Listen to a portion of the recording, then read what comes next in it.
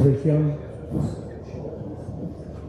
croeso i chi i ddarlith cenedl Adran Diwinyddiaeth Graddedigion Prifysgol Cymru. Mae'n fraint ac yn anrhydedd i ni cael cyflwyno'r cynulleidfa y bore yma, i fod yn ystyried bellach i ddweud nad oes angen arwain unrhyw gyflwyniad, ac eto yn yr achos yna dwi'n credu bod hynny'n wir. Ar ôl gyrfa ym Prifysgol Bangor, ac yna ym Prifysgol Cymru yn dod Dewi Sant, mi wyddom lle i ddechrau i sôn am ei gyfraniad fel awdur, darlithydd a pregethwr. Dichon bydd y cenedlaethau i ddod yn gweld ei theologiau cambrensis mewn dwy gyfrol ar sbanodd y cros fel ei gyfraniad mwyaf, trafodaeth fanwl a gofalus o hanes a diwinyddiaeth Cristnogaeth Protestannaidd yng Nghymru, ysbrydolrwydd Protestannaidd. Ond mae nifer o gyfrolau gwerthfawr eraill hefyd. Ac ar nodyn personol, byddwn ni'n deico dweud i gynafod Densil tipyn nawr, erbyn hyn fel cyfaill, yn gynt fel cydweithwr, ond yn gyntaf fel tiwtor a cyfarwyddwr ymchwil. Mawr fynylid a mwy yn diolch.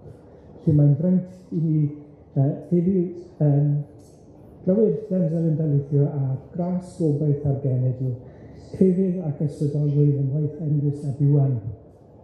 Ac mae'n dda gen i ddweud bod y cyfrol a darlith yn seiliau arni ar gael ar strongen gwas y Prifysgol.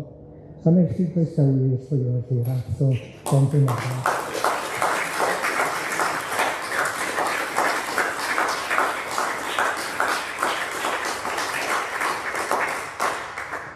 Wel, diolch yn fawr i ti, Robert. Fe gyrhaeddes i Prifysgol Bangor yn aelod o'r staff ym mis Medi Hydref 1988.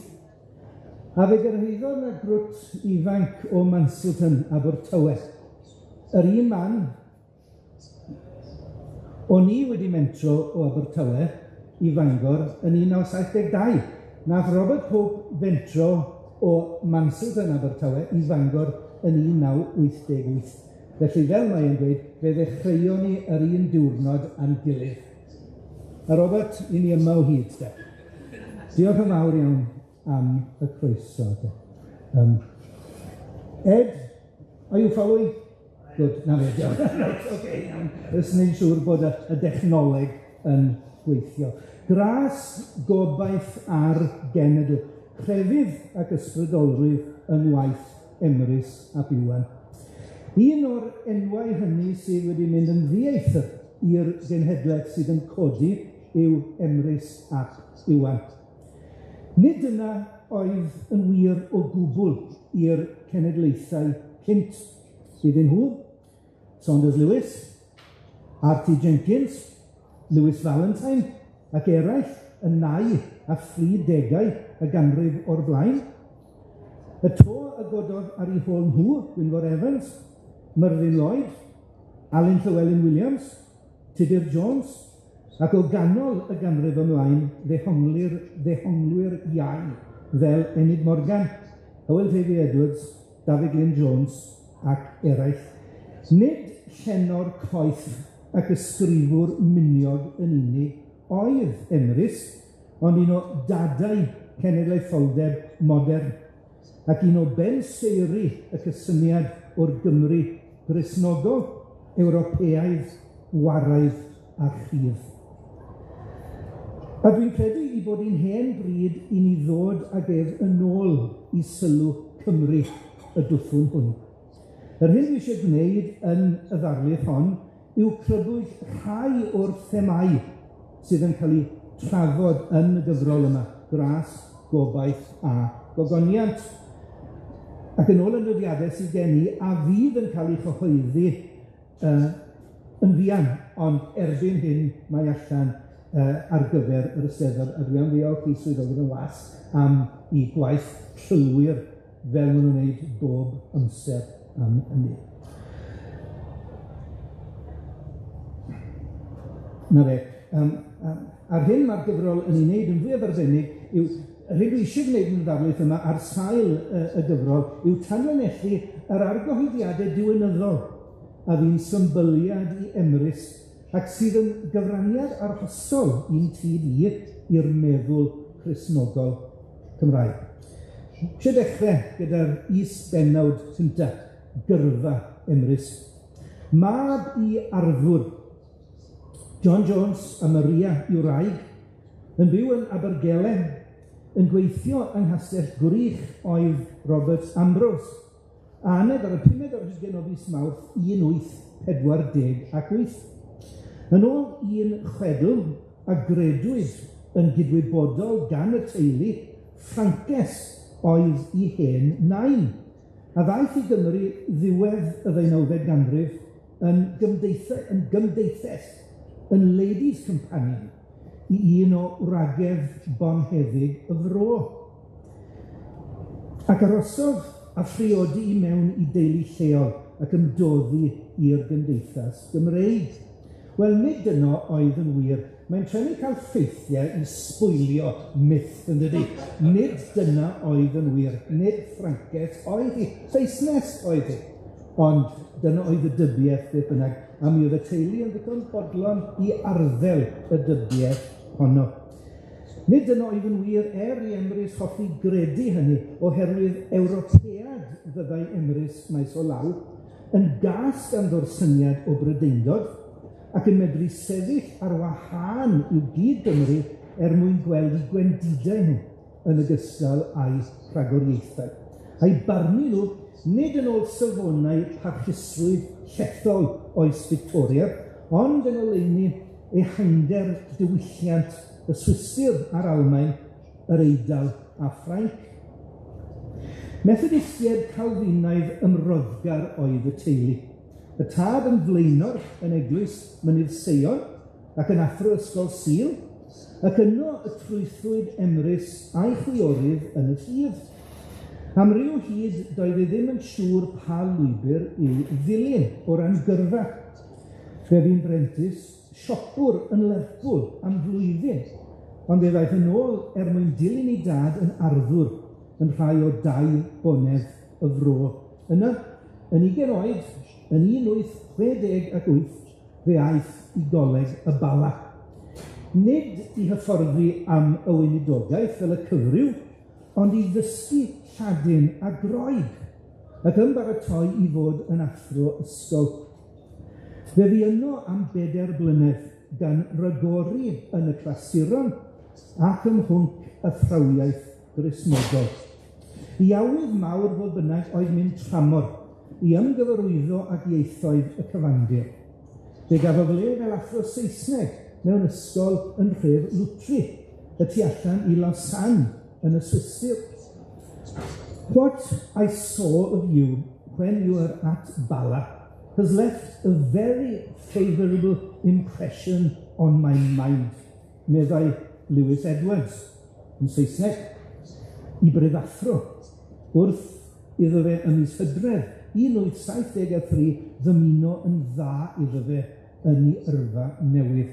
I always found you to be amiable and unassuming. I had also every reason to believe that in all you did, you were governed by right principles. And this has been confirmed by what I've heard of you since you left. Wel, mae'r geiriau hynny yn bwysig o gofio y tensiwn diweddarach rhyngddo a Lewis Edwards ar fater yr English cause, sef ymgyrch y Methodistiaid Calfinaidd i sefydlu achosion cyfrwng Saesneg lle nad oedd ei angen nhw yn y broedd Cymraeg. Fe ddychwelodd o'r cyfandir yn 1875, wedi treulio peth amser yn Heidelberg ac yn Bonn, yn ogystal ac yn Ffrainc a'r Swistir, ac erbyn hyn mi oedd yn genedlaetholwr tanbaid. Fe welai Gymru bellach nid trwy lygaid Saesnig neu Brydeinig, ond fel Ewropead. Fe sylweddolodd am y tro cyntaf fod ganddi iaith odidog a diwylliant cyfoethog, allai gymharu ag unrhyw ddiwylliant arall yn y byd, a bod a'i bod yn hen bryd i'r genedl ymysgwyd yn rhydd o'i ffaiogrwydd a'i gwaseidra i Loegr a dysgu sefyll i fyny yn dalog ar Mithraed ei hun. Rhwng 1877 ac 1882 ar dudalennau'r Faner, papur radicalaidd Thomas G, fe gynhaliodd ymgyrch un dyn yn dychanu pholenebau y Cymru. O dan y ffigenwau, os ffigenwau, hefyd oedd pawb yn gwybod pwy oedd yr awdur gweitha'r ffigenwau, Iwan Trefydd, Emrys fan Ian ac eraill, fe gystwyodd i gyd Gymru am ymgreinio i Loegr, a'i gystwyo yn grafoddoniol am ei diffyg hunan barch. Yr oedd ysgrifau fel hyn, meddai T. Gwyn Jones yn ei gofiant. A chi sydd yn gwybod y stori yn dyfe, oedd Saunders Lewis yn dweud bod y gyfrol honno cofiant T. Gwyn Jones i Emrys a gyhoeddwyd yn 1912 yn lyfr a newidiodd hanes. Yr oedd ysgrifau fel hyn, meddai Gwyn Jones, rhai hynod glyfar fel wele dyddiwiau o walia, y llo arall, bwli, taffi a padi. Ac eraill, meddai Gwyn Jones, fi oedd yn dweud y darn bach yna, rhai hynod, yr oedd ysgrifau fel hyn yn bethau newydd, neu Gwyn Jones, yn y papurau Cymraeg, am fod golwg i hawdur ar fywyd yn llawer ehangach, a'i wybodaeth am genhedloedd a gwledydd eraill yn gymaint mwy nag eiddo neb a fi'n ceisio gwneud gyffelyb waith o'i flaen. Am yn hir iawn, yn enwedig y meddylfryd cenedlaetholwyr yr 20fed ganrif, cysylltwyd Emrys a'r gwrthwynediad i fudiad yr English cause.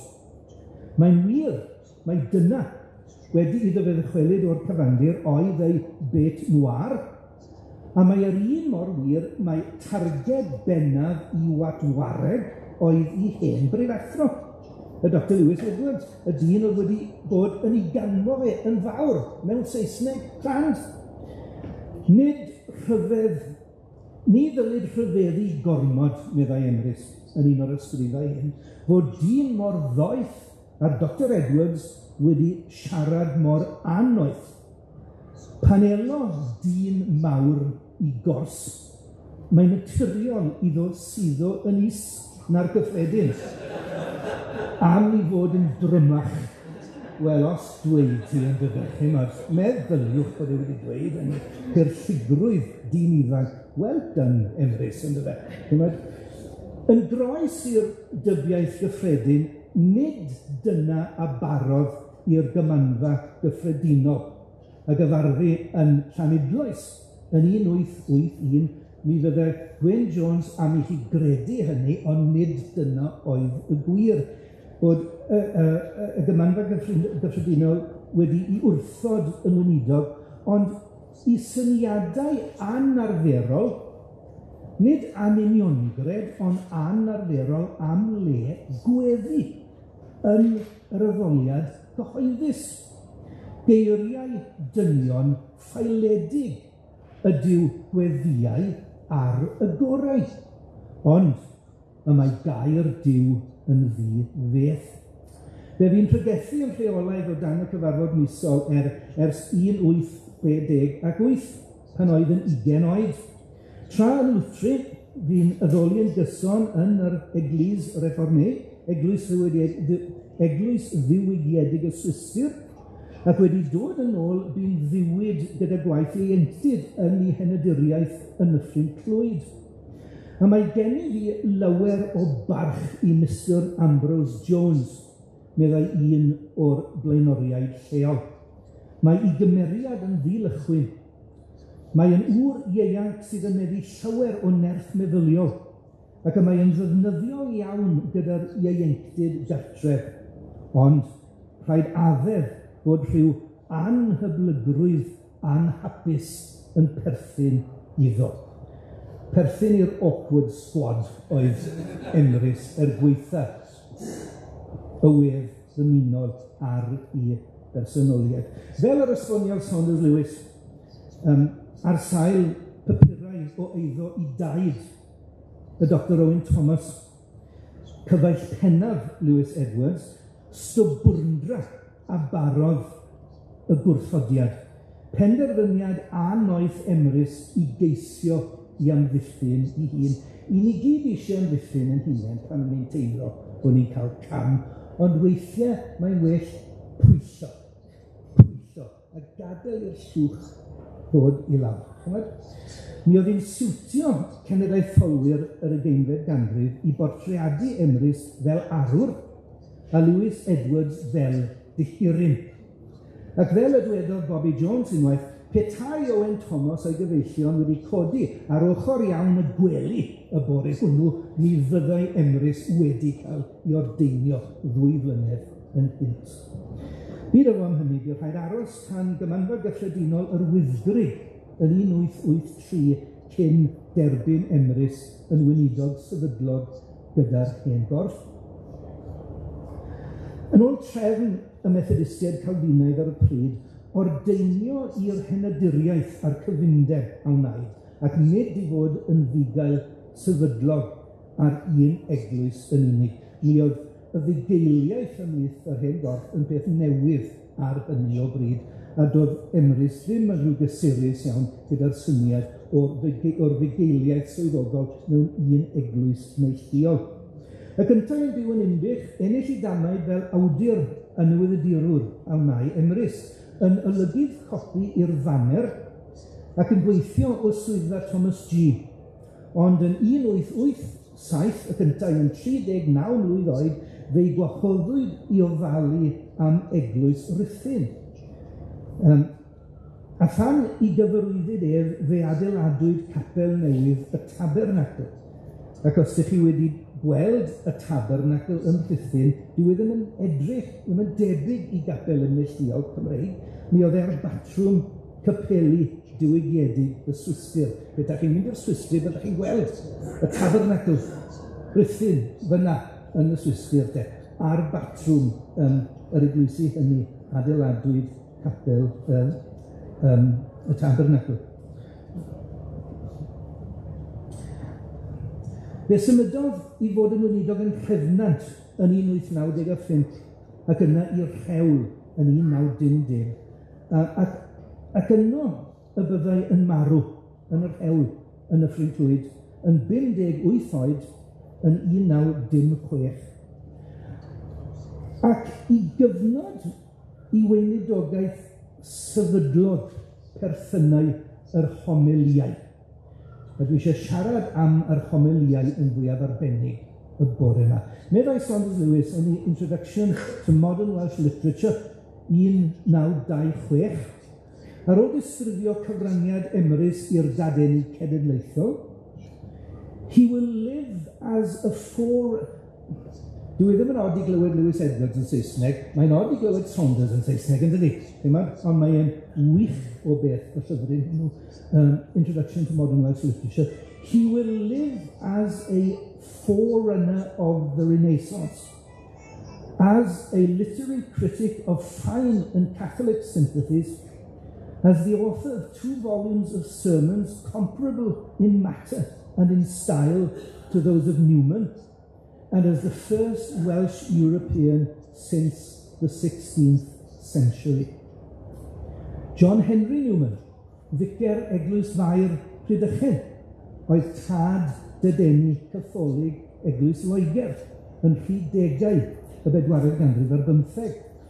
A'i bregethau caen a chaboledig yn hynod ddylanwadol ar y pryd. A dyna y fyddai yr homiliau, 2 gyfrol ohonyn nhw. A gyhoeddwyd ar ôl I farwolaeth, yr un gyntaf yn 1916 a'r ail yn 1919, a'i hail gyhoeddi wedi hynny. A maent nid yn unig yn gyfraniad hynod at ein llenyddiaeth ni, ond yn gyfraniad unigryw i'r meddwl crefyddol Cymraeg.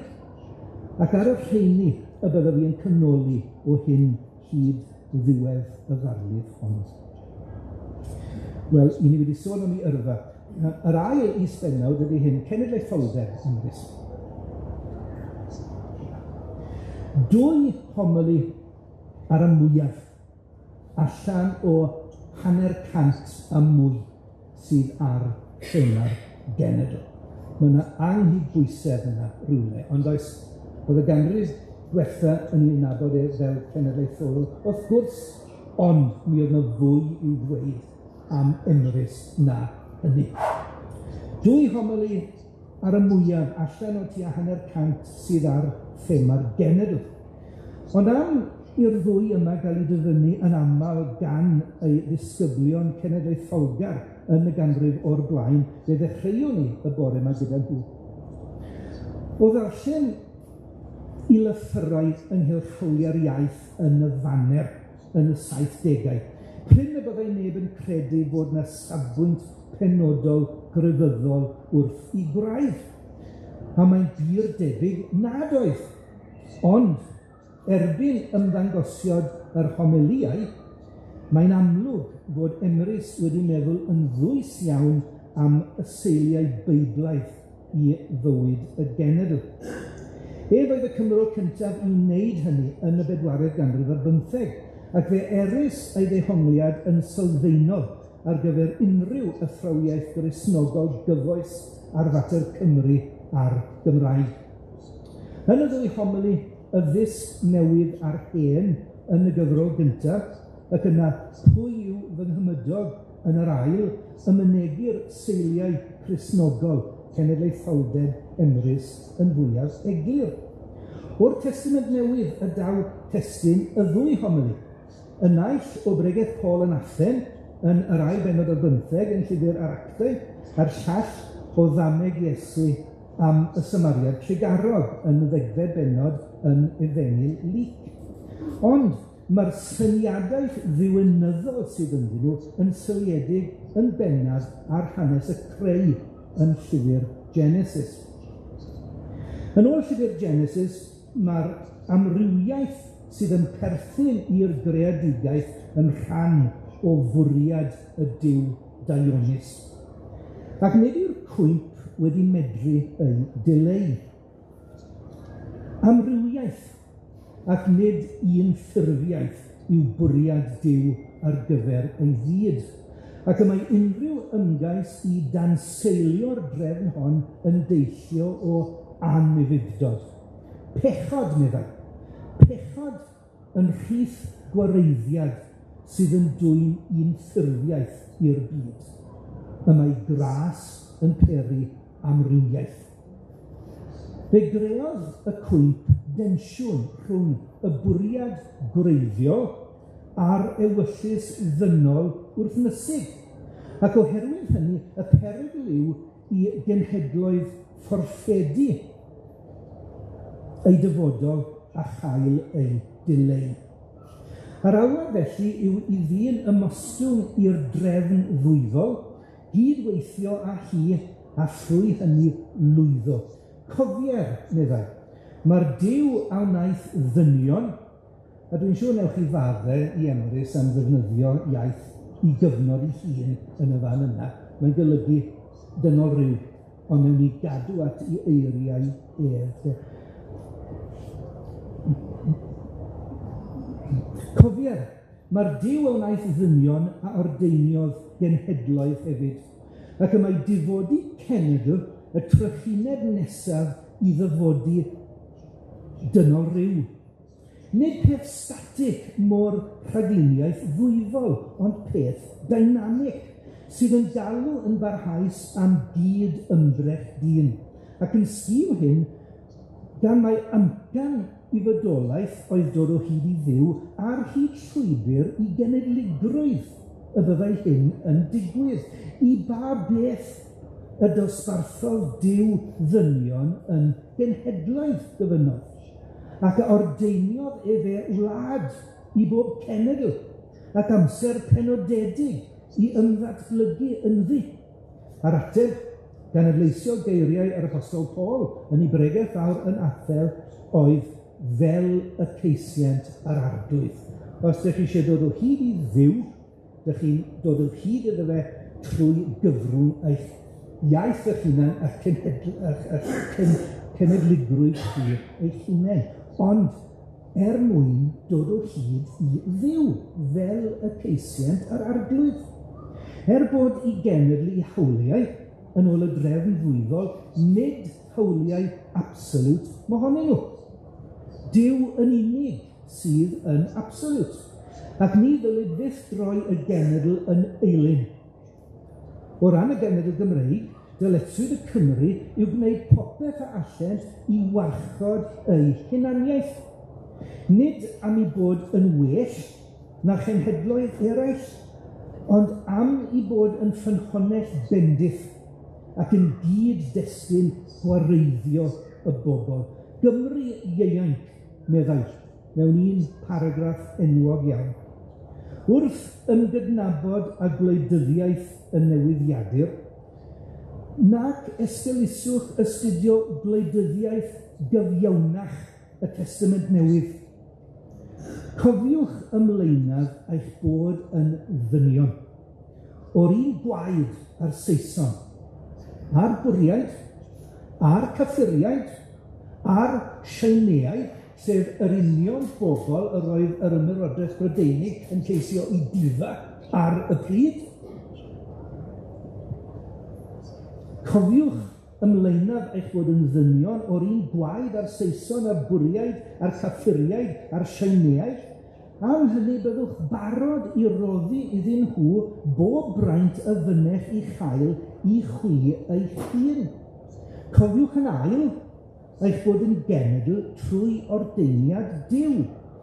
Am hynny, wnewch yr hyn a allwch i gadw'r genedl yn genedl, trwy gadw i haith, a phob peth gwerthawr arall a berthyno iddi. Os byddwch anffyddlon i'ch gwlad a'ch iaith a'ch cenedl, pa fodd y gellir disgwyl i chwi fod yn ffyddlon i Dduw ac i'r ddynoliaeth? Prif nodwedd hunaniaeth Cymru yw nid Hil, ond y Gymraeg. Ac mae bod yn ffyddlon i'r genedl yn golygu bod yn deyrnigar i'r iaith. Gan i Dduw eich gwneithir yn genedl ymgedwch yn genedl. Gan iddo gymeryd miloedd o flynyddoedd i ffurfio iaith gyfaddas i chwi, cedwch yr iaith hwnnw. Cynnes wrth gydweithio â Duw yn ei fwriadau tuag ato, bydd yn haws i chwi i gael wrth ei geisio. Mae'r drefn yma yn amlwg. Ffrwondeb i Dduw sydd yn dod gyntaf, i'r ddynoliaeth gyntaf, i'r ddynoliaeth gyfan sydd yn dod yn ail, a dim ond wedyn i'r genedl.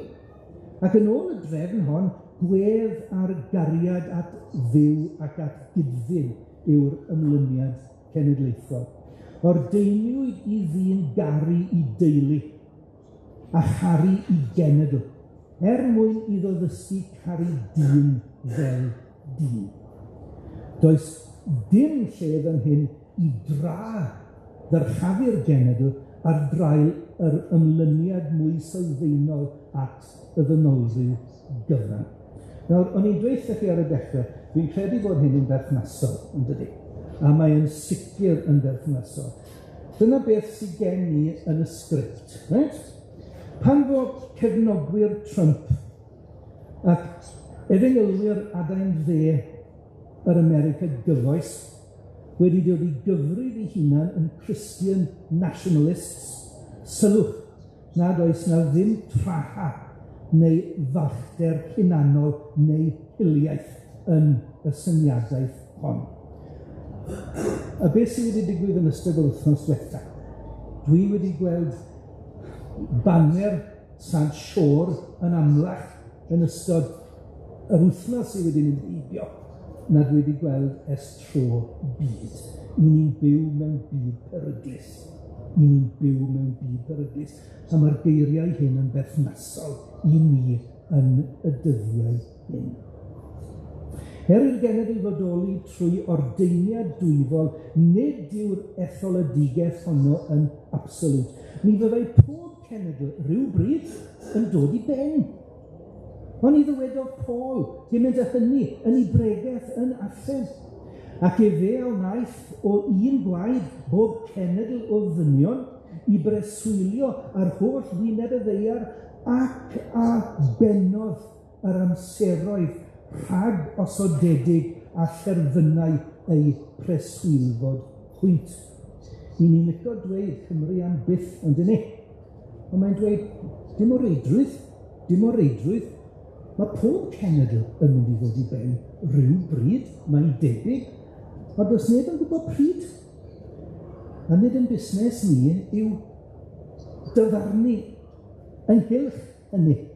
Ni ellir disgwyl i'r un genedl barhau am byth, fel roedd amser i geni wedi i bennu gan ragluniaeth, felly hefyd amser i diddymiad.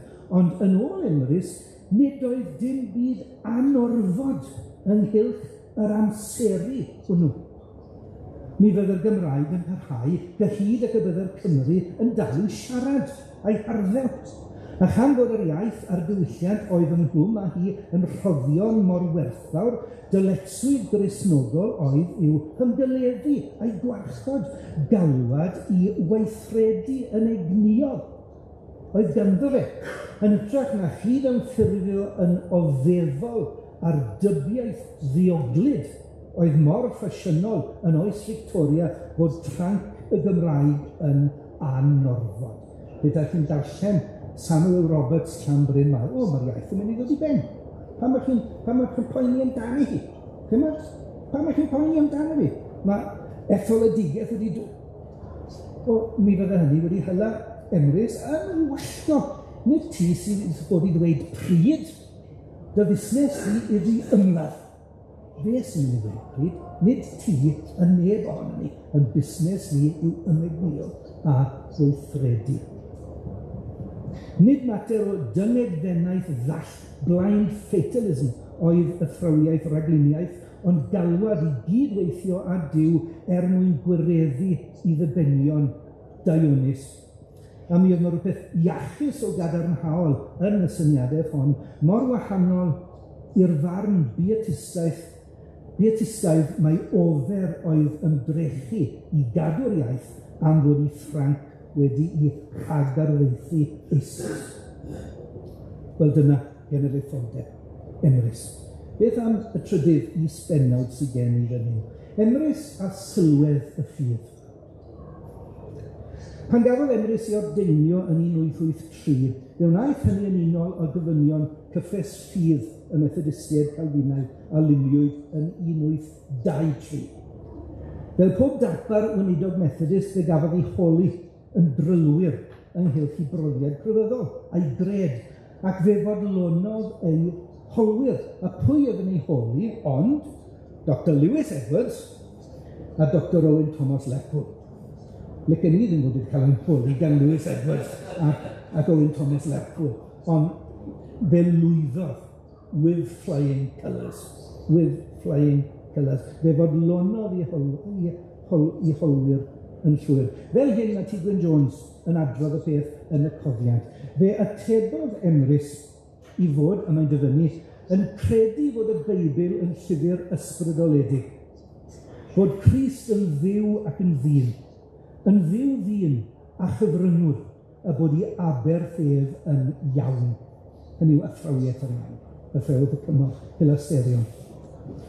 Fe ddwedodd hefyd, meddai Gwyn Jones, a mae'n dyfynnu eto, i fod yn cydfyned â holl erthyglau y gyffes ffydd. Mor agos ac y gellid disgwyl i unrhyw ddyn cydfyned â hwy. Popeth yn iawn, hollol peth cwbl gall y rhesymol i ddweud.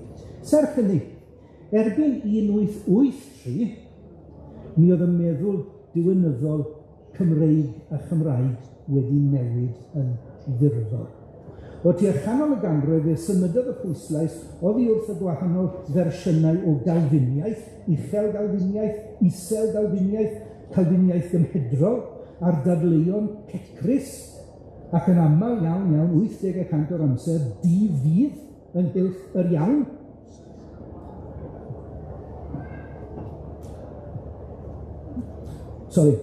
Y dadleuon Cecrys ynghylch athrawiaeth yn iawn, fe symudodd y pwyslais o'r pethau hynny, iawn yr Iesu, aberth yr Iesu, at athrawiaeth person Crist, nid gwaith Crist i farwolaeth, ond person Crist i fywyd. A pherthynas dyndod y gwaredwr a gweddill yr hil. Y cwestiynau byw erbyn diwedd y ganrif oedd rhai ynghylch dilysrwydd beirniadaeth feiblaidd.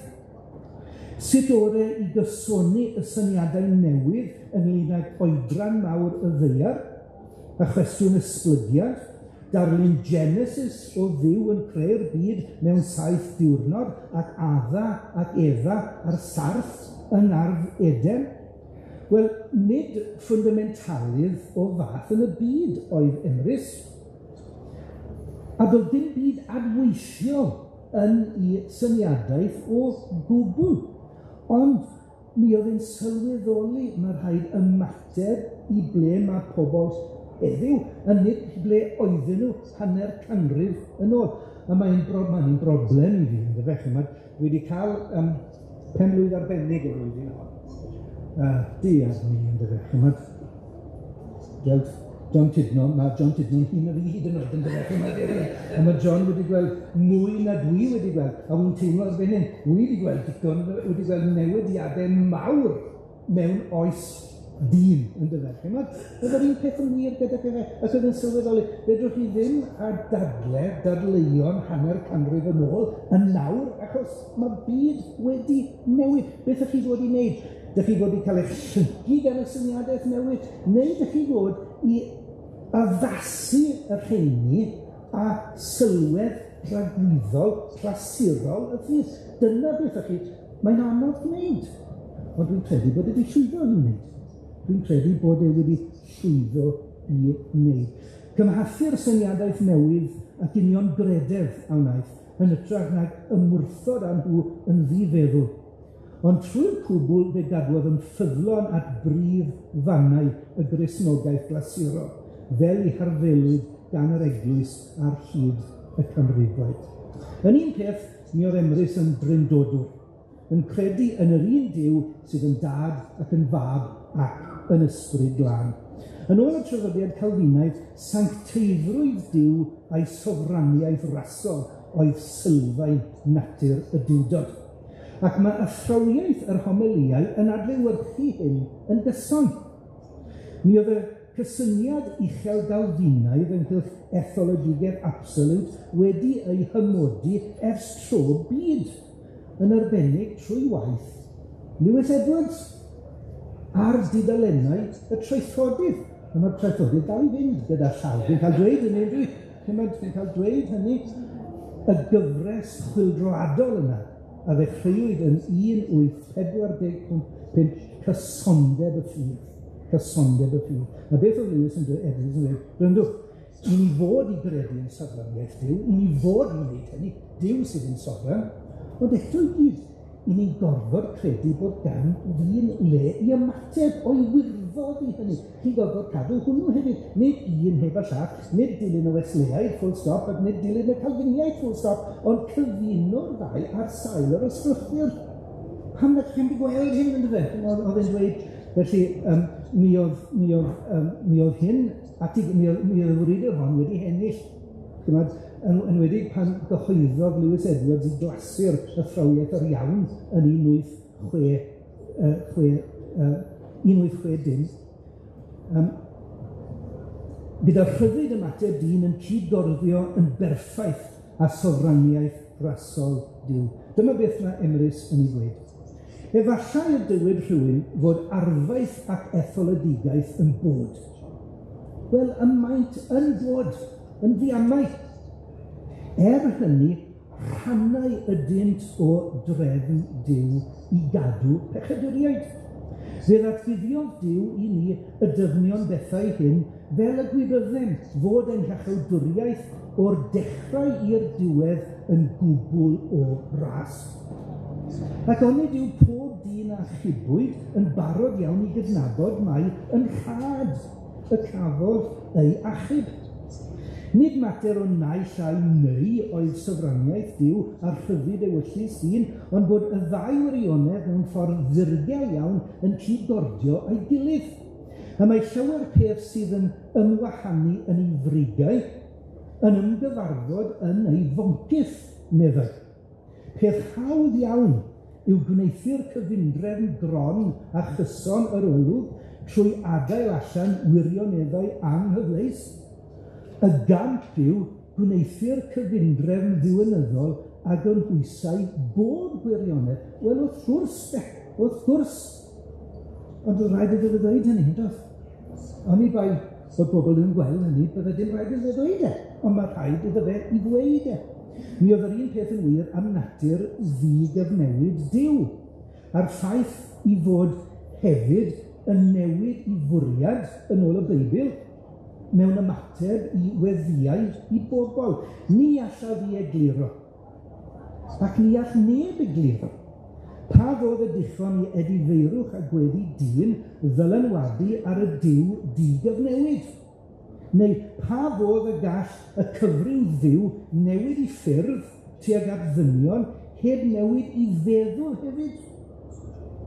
Hynny, rhaid i ni gredu i fod yn ddi-gyfnewid a chedu ar yr un pryd i fod yn rhydd. Nid naill llai neu both and yr un pryd. Ac os nag ydy hynny ddim yn gwneud synwyr o ran resymeg, wel mae gan yr ysgrythur i resymeg un. A dyna fel diwinyddion y dylen ni ddechrau. Cariad a chybol Duw a thosturi eithaf y tad sydd yn gynolog i'w gyfundrefn.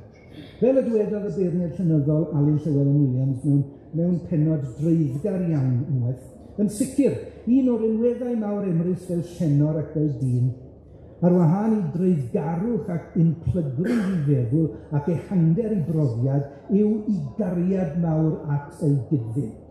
Mae'r cariad sydd yn sylfaenol yn ei bersonoliaeth yn cael ei ddadlenni mewn llawer darn o'i waith, yn enwedig pan fydd yn trafod natur cariad Duw. Ac yn y darnau hyn, y mae yn aml iawn ar ei orau. Ac y mae cariad a chybol y tad yn cael ei gyfleu ym mherson ac aberth y mab. Y mae Cristoleg Emrys, athroiaeth person Crist. Y mae Cristoleg Emrys yn gwbl gytun ac argyhoeddiadau credoau Nicea a Chalcedon yn y canrifoedd cynnar. Bod yr arglwydd Iesu yn llwyr ddwyfol, mae'n llwyr ddynol, ac mae'n un person cyfansol. Does dim rhwyd rhwng y dwyfol a'r dynol, y mae dynoliaeth Iesu yn beth real ac nid yn beth ffug. Nid yw yn wyw i neb chwarae yn anonest â geiriau yn ôl dull yr hen ddiwinyddion. Trwy ddywedig mae fel yr oedd yn ddyn ac nid fel yr oedd yn dduw yr oedd Crist yn ofni ac yn dioddef. Heresy yna, nestoriaeth yw ei enw fe gyda llaw. A mae'n gwybod bod yn heresy. Mae'n gwybod i fod yn heresy. A rannwyd Crist. A oedd cynlleied o undeb a chydymdeimlad rhwng i ddwy natur a pheriasend yn ddau berson gwahanol. Ystoi ac nid cyfarfod ar anhwster yr ydys wrth briodoli i un rhan o Grist, yr hyn y dylid i briodoli i'w holl berson. Ac wrth gwrs, amdan dyfodiad Crist i'r byd oedd ein hachub ni oddi wrth ein pechodau. Efe a ddyddeiodd yr holl camwedd, mae'n dyfynnu'r apostol Paul yn y Colosiaid yn credu fan hyn, efe a ddyddeiodd yr holl gamweddau, yr hon oedd yn ein herbyn gan ei hoelio wrth y groes. Ac yna mae Emrys yn dweud, y mae efe nid yn unig wedi sgyrfennu talwyd wrth droed y bil, ond mae wedi difella'r papur trwy i goluro i gyd drosto a'i waed ei hun, a'i dyllu drwyddo draw a chwilio'n y groes, fel na allai na deddf na diafol mwyach wneud defnydd ohono yn ein erbyn. Trwyad o efengylaeth y newyddion da o lawenydd mawr, trwy'r efengylaidd yw I ddehongliad o aberth Crist, ac wrth ddarlunio yr aberth mae'n cyrraedd tir uchel dros ben. Dwi eisiau symud ymlaen, amser yn mynd. Dyma'r pedwerydd is-bennawd. Ufuddod, sancteiddrwydd a gras. Mi oedd hi'n gas gan Emrys y syniad o ras shape. Cheap grace. Ni wedi darllen Bonhoeffer, nid mewn Almaeneg, ond yn Saesneg, ond cheap grace. Mae'n anodd dweud gras rhad yn Gymraeg, rhad ras, mae'n rhaid I chi ddweud gras shape. Gras shape. Mi oedd hi'n gas gan Emrys y syniad o ras shape ac achubiaeth arwynebol ysgafn. Bod Crist wedi marw dros ein pechodau ni, mwyn manteisio ar ei aberth, mi oedd gofyn I bobl godi I croes mwyn ei ddilyn. Dyma'r gwirionedd y dymunwn I argraffu arnaf y hun ac arno chwythau meddai, sef mai ufuddod ydyw crefydd o'r dechrau i'r diwedd. Does ond rhaid I chi ddarllen I bregaeth arswydus, Cymru gelwyddog, yn ail gyfrol yr homiliau, I weld gymaint o ddifri ydwydd wrth bwysleisio hyn. Byddwn ni ddim wedi gallu pregethu'r bregaeth yma Cymru ac edrych mewn I fyw yn enilleidfa wel fi'n neud. Dwi'n llwfwr, mi oedd Emrys yn ddew darllenwch, fe ni chwipio nhw I gyd Gymru. Chi'n dweud bod chi'n Gymru da, drachwch yno beth chi'n dweud. Dych chi'n Gymru gelwyddog, dych chi'n llwfwr, dych chi'n deuog, dych chi'n dda I ddim byd. Ac oedd yn dweud hyn wrth I bobl ifanc, heb gael sac. Mae'n bregaeth arswydus, ond mae'n bregaeth oddidog. Mae'n oddidog. Pa bryd y cawn y cyfryw ddiwygiad, ac na faidd yr anghyfiawn ddim gweddio amdano. Rhag ofn cael ohono I gymell I wneithir cyfiawn. Pidwch â gweddio am ddiwygiad, os nag ych chi'n mynd I ddiwygio eich hunan. Pidwch â gwneud hynny.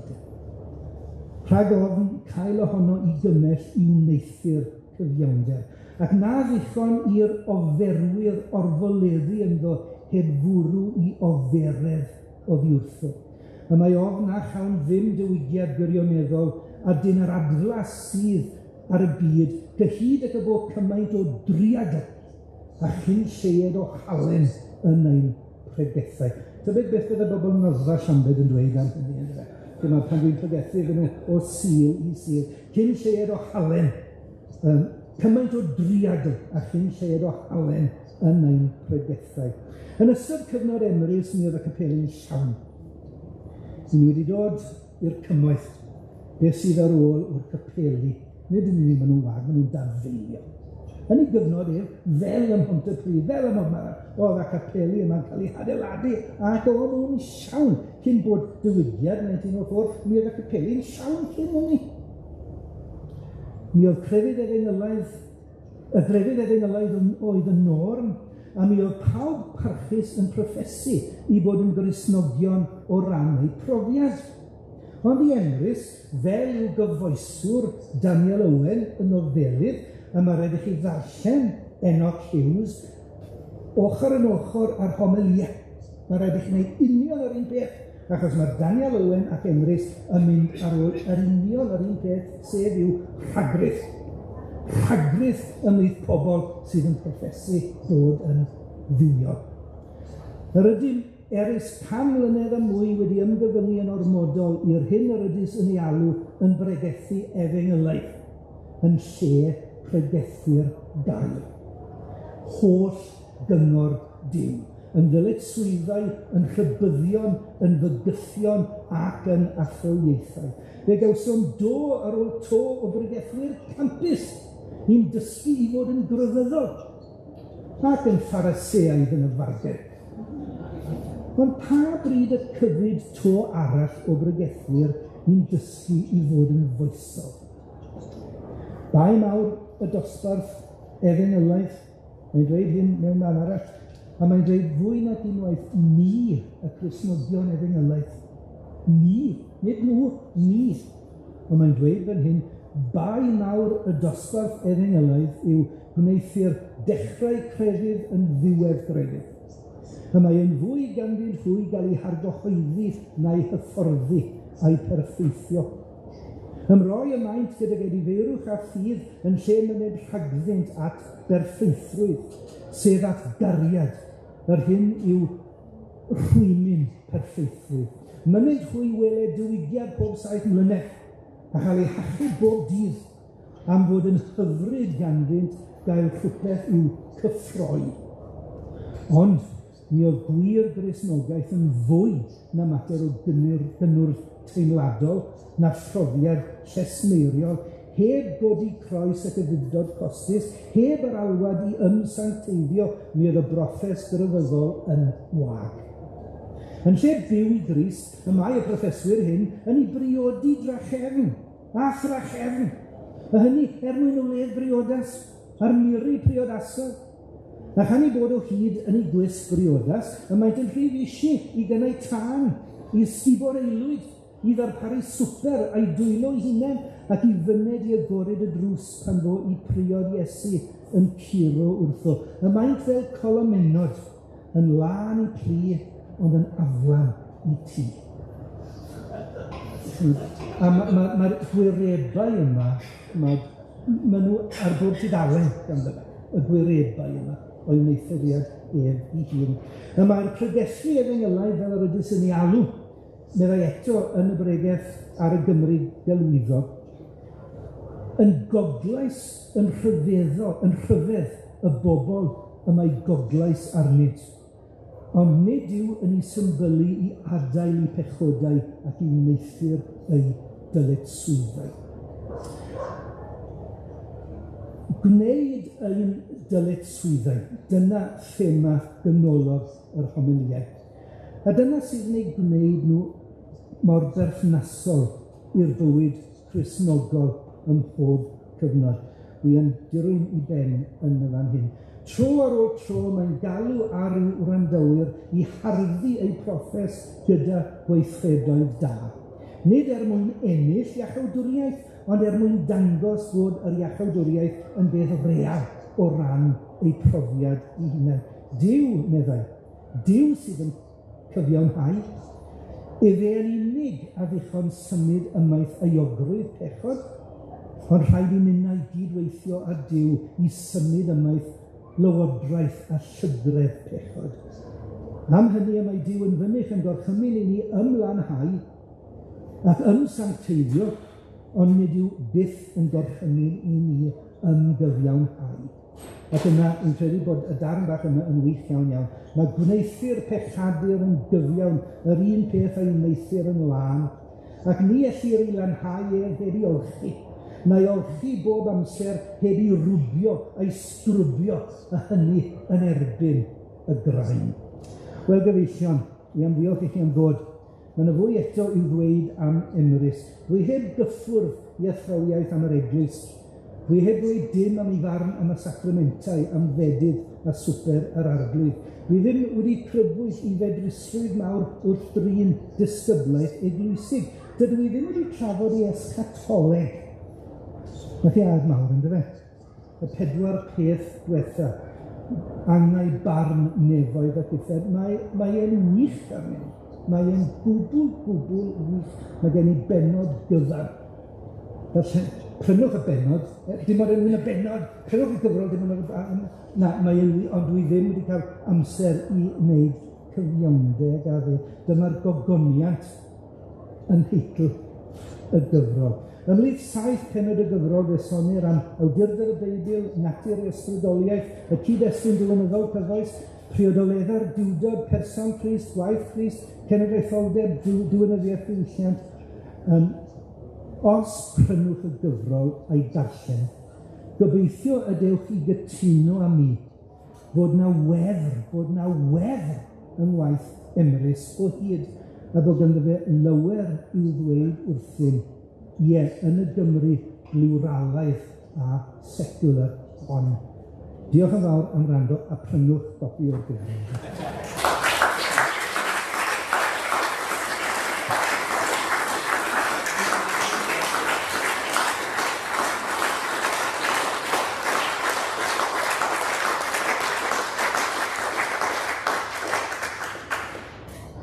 Diolch yn fawr i Densil am darlith mor ddiddorol sy'n trafod rhywbeth hanesyddol yn sydd yn cyffwrdd â materion cyfoes. Beth oeddwn i'n mynd i ddweud, felly doedd ddim angen i Densil pwysio i lyfr oedd unwyd i cael brag flas ar rhywbeth sydd yn ledd yn y gyfrol. Felly ewch ar ôl y cyfrol ar stondin Prifysgol. Diolch yn fawr eto, Densil.